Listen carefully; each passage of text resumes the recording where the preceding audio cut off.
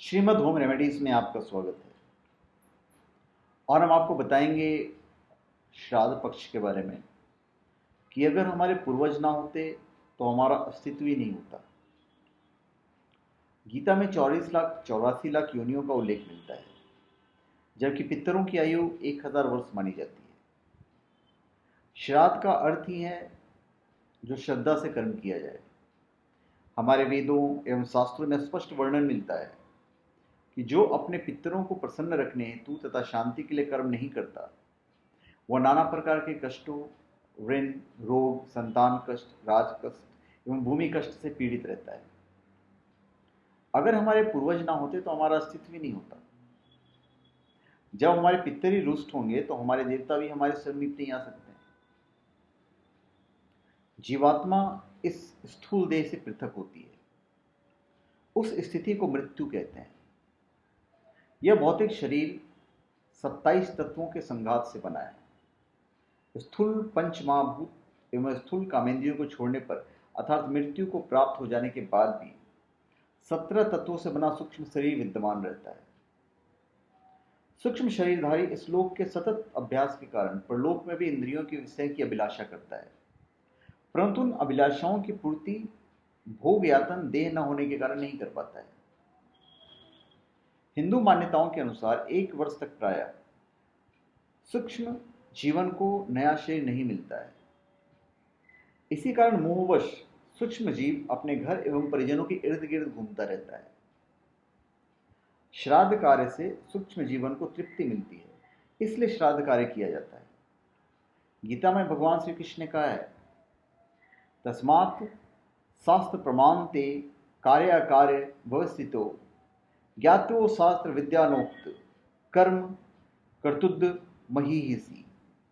अर्थात जब अनेक विधियों से पितरों की शांति की जाती है तो व्यक्ति को प्रसन्नता एवं शक्ति की प्राप्ति होती है। वेदों के अनुसार इस सृष्टि का निर्माण ब्रह्मा जी ने किया।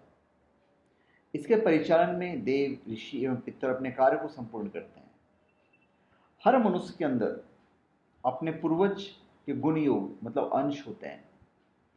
हमारे पूर्वज में प्रथम शरीर निर्माता पिता के 26 गुण, फिर उसके पिता और दादा के 16 गुण, फिर उसके पिता मतलब परदादा के 8 गुण और अंतिम 8वें दादा का गुण विद्वान होता है।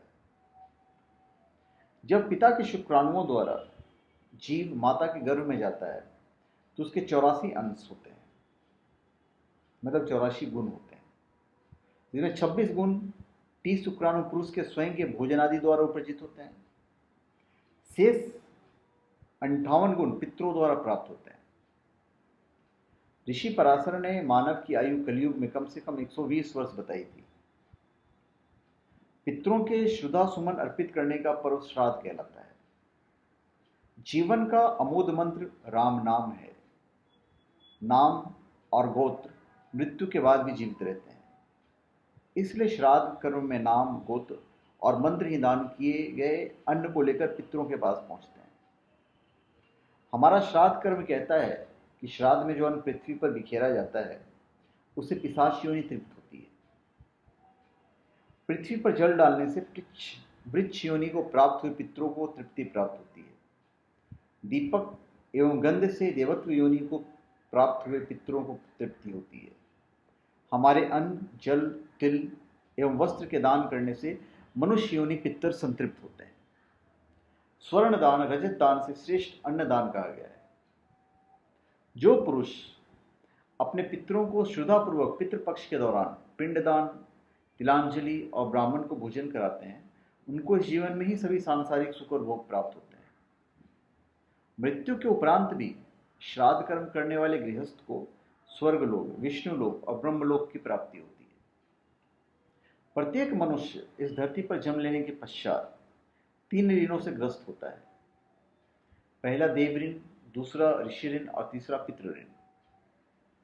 पितृपक्ष के श्राद्ध अर्थात 16 श्राद्ध साल के ऐसे सुनहरे दिन हैं जिसमें हम श्राद्ध में शामिल होकर उपयुक्त तीनों ऋणों से मुक्ति पा सकते हैं। गरुड़ पुराण में कहा गया है कि अमावस्या के दिन पितृगण वायु रूप में दरवाजे पर दस्तक देते हैं, यानी वे अपने परिजनों से श्राद्ध की इच्छा रखते हैं, उनसे अन्न जल की अभिलाषा रखते हैं। उससे संतृप्त होना चाहते हैं। सूर्यास्त के बाद वो निराश होकर लौट जाते हैं।